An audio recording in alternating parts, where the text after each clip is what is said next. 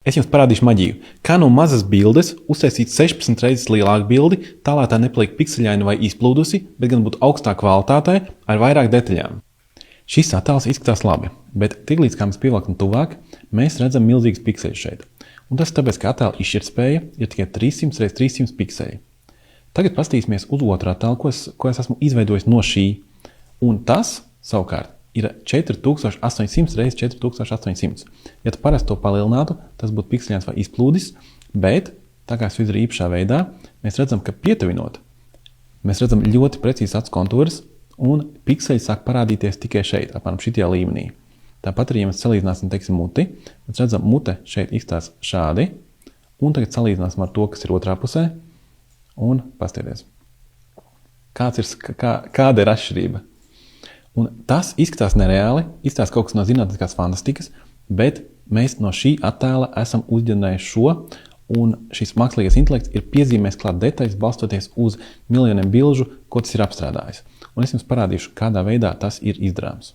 Atveram mājaslapu iloveimg.com un pameklējam opciju, kas ir Upscale Image. Tālāk ielādējam attēlu, šo, pagaidām dažas sekundes, un tas jau notiek. Tātad ir divas opcijas, vai palielināt izšķirtspēju 2 reizes vai arī 4 reizes.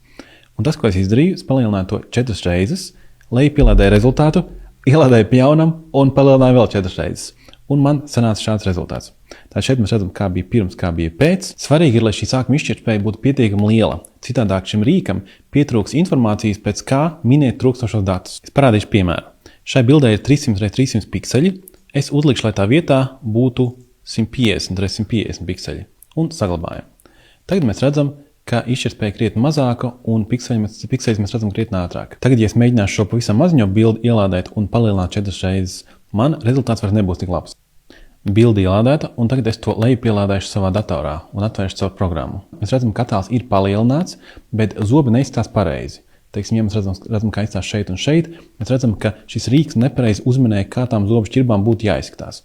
Ja mēs salīdzinām ar to, ko es uztaisīju iepriekš no lielākas izšķirtspējas attēla, mēs redzam, ka tas izskatās šādi, kas, protams, izskatās daudz labāk. Sākot no 300 x 300 pikseļiem, man parasti strādā labi.